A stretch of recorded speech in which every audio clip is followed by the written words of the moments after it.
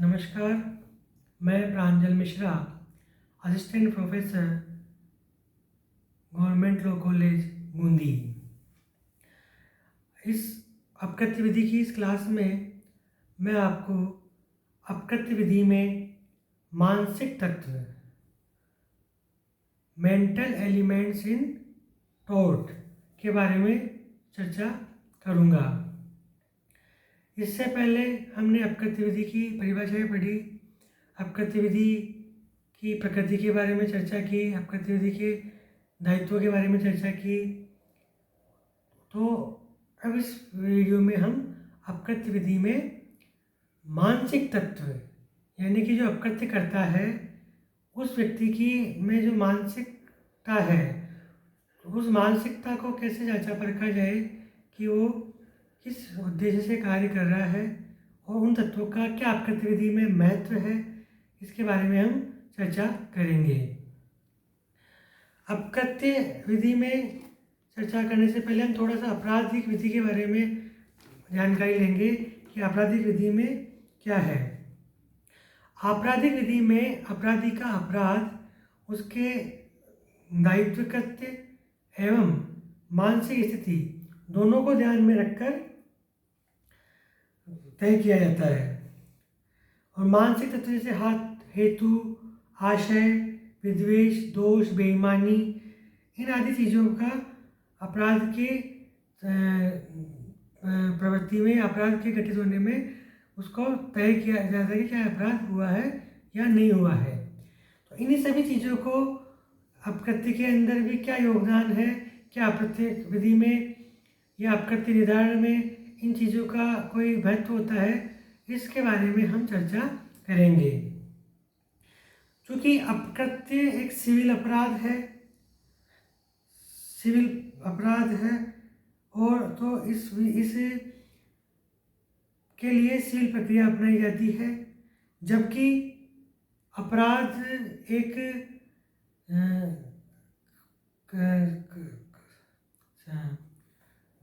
आपराधिक प्रक्रिया विधि के द्वारा निर्धारित किया जाता है।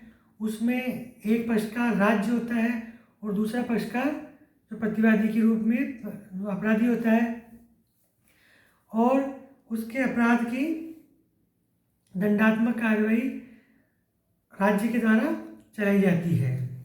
लेकिन आपराधिक विधि जो है वो एक सिद्धांत पे कार्य करती है। उस सिद्धांत को लैटिन टर्म में हम बोलेंगे acts non face it रियम निसी mince seat रिया।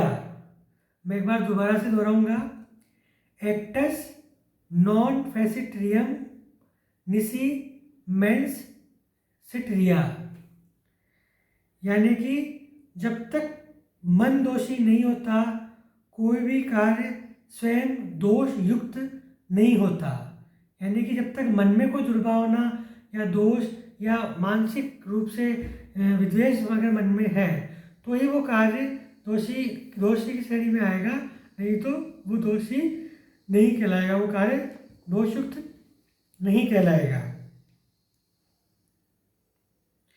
और अपकृत्य विधि है, उसमें दोषपूर्ण कार्य में सबसे महत्वपूर्ण बात है कि किसी भी व्यक्ति के विधिक अधिकार का उल्लंघन हमारे कर्तव्य बंध के कारण होता है, तो वहाँ पर आप पर अपकृत्य का दोषारोपण होता है और आप उसके लिए क्षतिपूर्ति के लिए दायी होते हैं। और उसके जो नुकसान क्षतिपूर्ति होती है वो अपरिहार्य नुकसानी होती है। जो ये मैंने लैटिन टर्म बोली acts non face it रियम निसी mains seat रिया, इसमें जो एक्टस है उसका मतलब है कार्य, और जो रियस है उसका मतलब है विधि विरुद्ध होना, और मेंस और रिया, मेंस का मतलब है मानसिक का स्थिति और रिया का मतलब आपराधिक।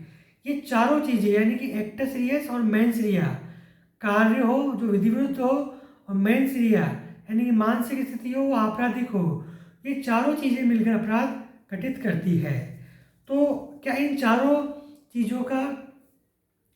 चीज़ों का अपराध में तो योगदान है ही है, अपराध निदान में योगदान तो यही है कि अपकृत्य में भी इन चीज़ों का योगदान है। तो मानसिक तत्वों को 4 श्रेणियों में बांट सकते हैं। उन 4 श्रेणियों के आधार पर ही हम ये तय करेंगे कि क्या अपकृत्य विधि में मानसिक तत्वों की उपादेयता या उपयोगिता या उपायोजन है क्या। तो ये 4 तत्व कौन कौन से हैं? पहला तत्व है हेतु और मोटिव। दूसरा तत्व है आशय यानी कि इंटेंशन। तीसरा शब्द है विद्वेष या मेलिन्स। और चौथा तत्व है त्रुटि या कठोर दायित्व, फॉल्ट और स्ट्रिक्ट लाइबिलिटी, कठोर दायित्व। इन चारों तत्वों पर हम चर्चा करेंगे क्या इन तत्वों का अपकृत्य विधि में स्थान है या नहीं है। तो सबसे पहले हम जो चर्चा करेंगे उस तत्व का उस नाम है हेतु या मोटिव। और हेतु सामान्य महोदय के हिसाब से एक दूरस्थ आशय है, यानी कि ये बहुत दूर का आशय है। ये किसी भी कार्य का अंतिम परिणाम होता है या बहुत दूर का परिणाम होता है, उसे हम हेतु या मोटिव कहते हैं। और ये शीघ्र प्रकट नहीं होता, इसकी पृष्ठभूमि से शीघ्र प्रकट नहीं होता। ये बहुत देर के बाद आपके सामने प्रकट होता है कि ये इसका मोटिव था, इसका हेतु था। लेकिन अपकृत्य विधि में हेतु का कोई भी योगदान नहीं होता किसी कार्य में। हेतु के आधार पर किसी को भी क्षतिपूर्ति का दायित्व नहीं मिलता। यदि कोई कृत्य कानूनी है और वह कानूनी ही रहेगा, चाहे उसे करने के पीछे हेतु कुछ भी हो। और यदि कोई कार्य गैर कानूनी है और उसके पीछे अगर चाहे आपका हेतु अच्छा हो तो भी वो कार्य वैध नहीं हो सकता और वो अवैध ही रहेगा। इसलिए कार्य का महत्व है अपकृत्य में, हेतु का महत्व नहीं है। यदि कार्य विधिक है तो वहाँ पर हेतु का कोई योगदान नहीं है, और अगर कार्य विधिक नहीं है और अच्छा हेतु भी है तो वह उस हेतु से वो उस कार्य को आप वैध नहीं बना सकते। इस हेतु संबंधी एक महत्वपूर्ण वाद है। इस वाद में हेतु के संबंध में चर्चा की गई, वो वाद है Allen versus Flood. Allen versus Flood 1898 का ये वाद है। इस वाद में हाउस ऑफ लॉर्ड्स का जो निर्णय है उसमें न्यायाधीश वाटसन महोदय ने कहा कि किसी भी सिविल दोष की उत्पत्ति का संदर्भ में इंग्लैंड का कानून हेतु को कोई स्थान नहीं देता, भले ही अपराध के संबंध में हेतु का महत्व देने का नियम कुछ और हो। कोई भी कार्य केवल इसलिए अपकृत्य नहीं बन जाता कि वो किसी बुरे हेतु से किया गया हो। न्यायालय ने हेतु को दृष्टिगत न करके कार्य को देखता है। यदि किसी व्यक्ति के साथ आपने कोई अवैध कार्य किया, उसको क्षति हुई है, तो उसकी क्षतिपूर्ति का दायित्व आप पर निश्चित रूप पर आएगा, चाहे आपका हेतु कितना ही उचित रहा हो। और यदि आपका कार्य वैध है और यदि आपने उसको बुरे हेतु से ही किया हो या गलत हेतु से ही किया हो लेकिन आपको उसका क्षतिपूर्ति का दायित्व नहीं आएगा। इस संबंध में एक महत्वपूर्ण वाद है mayor of Bradford corporation versus Pickles. ये वाद है 1895 का। इस वाद में जो प्रतिवादी पिकिल्स है, उस व्यक्ति की जो भूमि थी उससे ब्रैडफोर्ड कॉरपोरेशन की एक भूमि जुड़ी हुई थी, और जो प्रतिवादी पिकिल्स की जो भूमि थी उस भूमि पर एक जल स्रोत था। उस जल स्रोत के द्वारा जो पिकिल्स है, जो कॉरपोरेशन है, वो पानी लेके अपना काम चलाता था। अब पिकिल्स ने अपनी जो भूमि थी उस भूमि पर एक नलकूप खोदा और उसमें वो इतना गहरा खोदा कि जो वादी है, जो वादी ब्रैडफोर्ड कॉरपोरेशन है, उस वादी को, उस जल को ले जाने में और अपनी भूमि के उपयोग में बाधा उत्पन्न हो गई, उसकी भूमि के दाम गिर गए। यद्यपि पिकिल्स ने जो कार्य किया था, अपनी भूमि पर जल स्रोत को खोदना, और उसका जो उद्देश्य था वो ये था कि ब्रैडफोर्ड कॉरपोरेशन जो भूमि संबंधी कार्य करता था, उसको जो पिकिल्स की भूमि है वो ऊंचे दामों में मुंह मांगी कीमत पर वो खरीदने के लिए मजबूर कर दे कॉरपोरेशन को। इस आधार पर कॉरपोरेशन ने पिकिल्स के विरुद्ध वाद चलाया, तो न्यायालय ने इसमें क्षतिपूर्ति देने से मना कर दिया। उसमें कहा कि यद्यपि पिकिल्स का जो प्रतिवादी है उसका हेतु बुरा रहा हो, लेकिन उसने किसी भी विधिक अधिकार का उल्लंघन नहीं किया, अपनी भूमि के उपयोग का अधिकार उसको प्राप्त है, तो उसको इस हेतु के आधार पर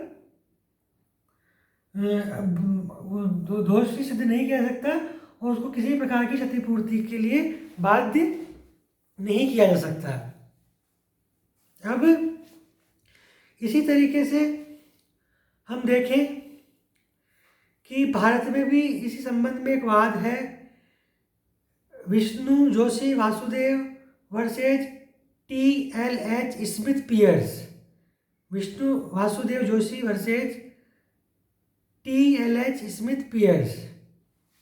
इस वाद में जो कि विष्णु जोशी वासुदेव है, वो इस स्मिथ पियर्स की विश्वविद्यालय में एक मैकेनिक का कार्य करता था और कोई व्यक्तिगत विवाद के आधार पर इस स्मिथ पियर्स व्यक्ति ने वासुदेव जोशी को लातों घूंसों से जमकर पिटाई कर दी, जिससे जो वासुदेव जोशी है उसको बहुत चोट पहुंची और उसके शारीरिक क्षति हुई। तो उसने वासुदेव जोशी ने TLH स्मिथ के ऊपर 100 रुपये का वाद दायर किया। ये 1949 का वाद है, इसलिए 100 रुपये उस समय के हिसाब से बहुत बड़ी राशि होती थी।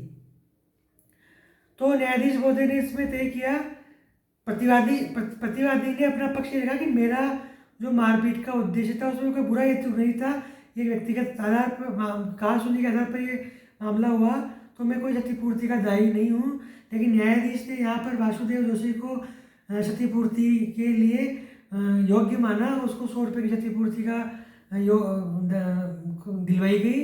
उस न्यायाधीश महोदय ने कहा कि इसमें आपने शारीरिक क्षति पहुंचाकर उसके विधिक अधिकार का उल्लंघन किया है, इसलिए भले आपका हेतु कितना अच्छा रहा हो या बुरा हेतु नहीं रहा हो, तो भी आप अपने इस कार्य के आधार पर आप दायी होंगे। इस प्रकार हेतु के जो अपवाद हैं, यानी कि अपकृत्य में भी हेतु का योगदान हो सकता है, हेतु को काम में लिया जा सकता है, इसका योगदान के ऊपर एक वाद है, Crofter hand woven Harris Tweed company versus Veitch. इस वाद में कहा गया कि किसी भी कार्य में कृत्य का ही महत्व होता है, हेतु का नहीं। हेतु से कृत्य को अनुयोज्यता पर कोई असर नहीं पहुंचता। यदि किसी व्यक्ति को क्षति पहुंची है और अवैधिक क्षति है तो कुछ भी हो और क्षतिपूर्ति के लिए दायी होगा। इसमें हेतु संबंधी हम नियमों को 2 भागों में बांट सकते हैं। ये 2 भाग ये हैं कि यदि कार्य अवैध है तो प्रतिवादी हमेशा दायी होगा, भले ही उसका कार्य अच्छे हेतु के लिए से किया गया हो। दूसरी बात, यदि कार्य वैध है और कार्य इस कारण अवैध नहीं होगा कि उसको बुरे हेतु से किया गया हो और वहाँ पर प्रतिवादी दायी नहीं होगा। अब इन दोनों सिद्धांतों में जहाँ कार्य अवैध हो और हेतु अच्छा हो तो वहाँ दायी होगा, और कार्य वेद हो अगर हेतु बुरा हो तो दायी नहीं होगा। लेकिन कुछ स्थितियाँ ऐसी है कि इस अपवाद की स्थिति में भी अपवाद ये है कि अगर आपका कार्य वेद है, अवेद है और आपका हेतु गलत नहीं है, तो भी आप कुछ परिस्थितियाँ जहाँ पर आपको दायी माना जा सकता है, वो आप करते हैं विद्वेषपूर्ण अभियोजन, मेलिशियस प्रोसिक्यूशन और न्यूसेंस, यानी कि उपताप,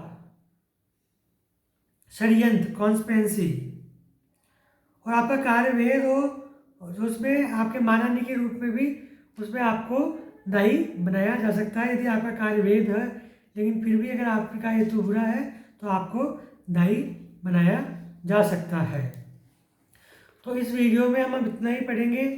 अगले वीडियो में हम पढ़ेंगे कि आशय की क्या रूपरेखा है और आशय का क्या स्थान है, मोटिव का क्या योगदान है हेतु में।